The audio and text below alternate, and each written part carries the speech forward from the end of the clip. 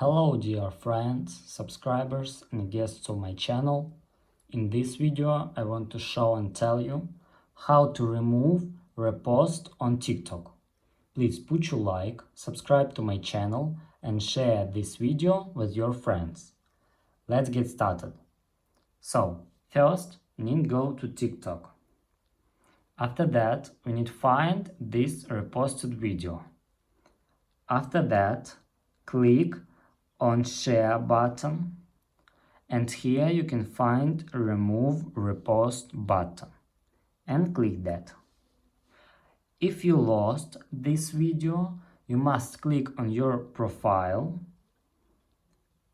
and here click on this little button and here you can find this reposted video. And that's all. If you enjoyed this video and found it helpful, please put your like, subscribe to my channel and share this video with your friends. Bye bye everyone, see you later.